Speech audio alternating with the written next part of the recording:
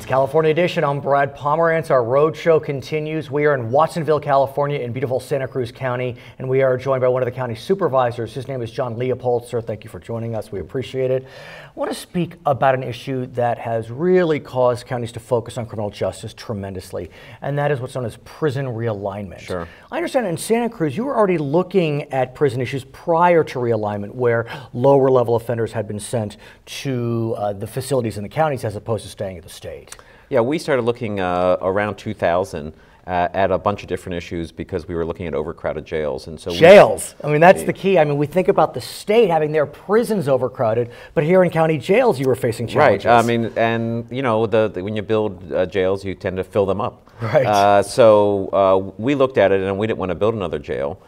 So we started looking at some innovative practices, which is things like pretrial release. Right. You know, most county jails historically have been detention facilities as people await trial. So at that time, 70% of the people who were in county jail had not been convicted of anything. So we started looking at whether there were people who were at low risk to recidivate or commit another crime. or flee. Yeah, right. That maybe they could be released and be monitored.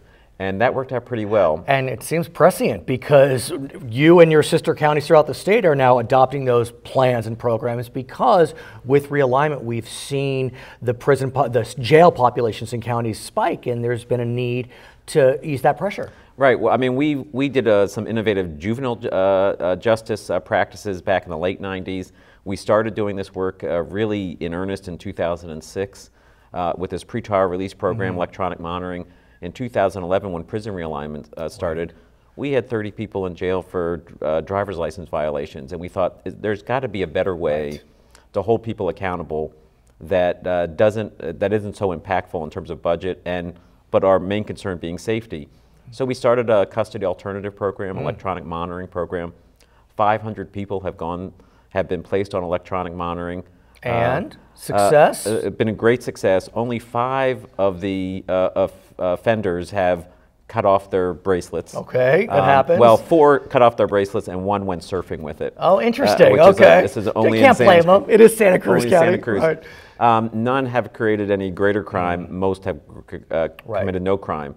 Same with our pretrial release program. We have an amazing success rate. We do an evaluation. It's a validated risk assessment. And these people don't go out and commit crimes. What about the policy behind prison realignment, at least one of them being if you're serving your time closer to home for these lower level offenses, you can then participate in programs that are homegrown and will allow you to be a success as you leave the criminal justice system. Because look, if you're serving time in a county jail, obviously your crime was not severe. Right. I mean, there are exceptions, but be that as it may. So how are those homegrown programs working, or are they in place? Well, we were an early adopter of evidence-based programming, so really looking at what research told us would work. Right. Now we are getting assessed by a group called Results First, which is a partnership between the Pew Charitable Trust and the MacArthur Foundation. 2 good organizations. To really look at what the national metadata says about successful reentry programs, successful substance treatment programs, successful educational programs. And we're matching our programs with that database, and we're putting resources into those. So we've seen our recidivism rate drop among folks who are cycling through our county jail, which is our best way to ensure public safety in the future. So at the same time, as you're trying to get a handle on your jail population, the voters passed Prop 47. And that really has sent shockwaves through criminal justice throughout the state. That initiative literally reclassified certain felonies into misdemeanors. And as a result, the state population in their prisons is dropping even further. And the jail populations as well, because misdemeanors often, you don't see any jail time. And so it's kind of an interesting cross current. Talk to us about Prop 47. Well, I mean, if you look at, I can just tell you about Santa Cruz County, and in Santa Cruz County, over half the people who are coming through jail have a substance problem, whether it be alcohol, drugs, hard drugs. And for years, we've treated it as an incarceration problem, when really it's a public health problem. And let me ask you, sir, because as we know, part of one of the tools that was used by prosecutors when individuals were charged with wobblers, as they're called, often drug possession fines or charges, would be, if you go to a drug program or drug court, we'll make it a misdemeanor. Right. And that would convince people, cajole people, to go into these drug programs. Well, now these possession crimes are not wobblers, they're misdemeanors. And so that stick is not there.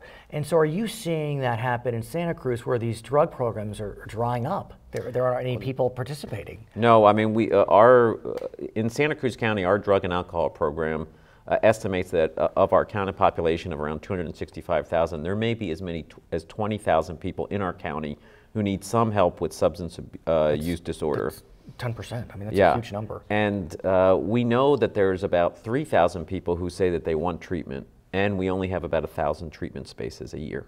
So what we're trying to do, we're in the middle of a substance use disorder plan to really think about how we provide these services and expand these services in Santa Cruz County, because we know that if we can deal with, at the very least, those people who say that they want treatment, we can make a big dent in crime and all the spillover effects from substance use. I want to shift gears, if I may, and talk about transportation in this beautiful county.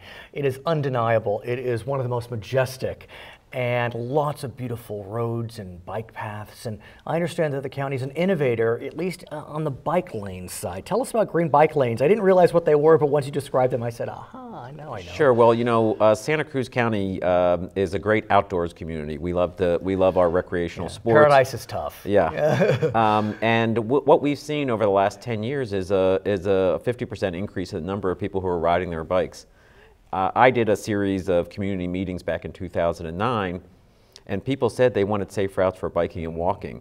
So we've tried to prioritize making sure that we have good access for bicyclists throughout the county, that they could really commute on these. One of the things in some of our more dense urban areas is some places have bike lanes, but in a crowded intersection, they sometimes get lost. Literally. I mean, I have been in a crowded area where I cannot tell there's a bike lane. It's just, there's a line, and is that a right turn lane? Right. So what communities across the country have started doing is painting these bike lanes green, and that serves as a visual aid for drivers to know there's the bike lane, watch out for bikes. It's brilliant. I have seen them since we spoke, and I know exactly what you're saying. I mean, they really are that signal, and it's, you know, kind of a great double entendre with green, and you know, it all works out well. And well, the county just started putting them in. We were the first in the county, and now we're also looking at where our county roads intersect with the state highway system, because when bicyclists go by those entrances, it can be pretty scary sometimes. So we're working on a plan to make those safer for bicyclists. Not changing it. The cars will have the same spaces they had before. The bicyclists, we're trying to raise their visibility, because Santa Cruz has an unacceptable rate of bicycle accidents, and we've lost a number of bicyclists over the last couple of years, and we have to reverse that trend. So what are you doing to continue to encourage bicycling as a way to get in between places, work, home, play, whatever it may be? Well, as we said, we're trying to complete the bike lane system, and we're also creating safer ways for people to bike. So we just opened the Arana Gulch multi-use path, which connects the city of Santa Cruz with the unincorporated community of Live Oak that I represent. In Live Oak, there's 25 to 30,000 people. In order to get to downtown Santa Cruz, you had to go on one of the busiest streets in Santa Cruz. And we lost, someone was killed just 2 months ago there. So now with the Arana Gulch Path, they'll be able to go through the green belt, go by the yacht harbor, and end up in the city of Santa Cruz. I want to thank you so much for joining us. His name is John Leopold. He is a supervisor in beautiful Santa Cruz County, where we are today. My name is Brad Pomerance. It's California Edition.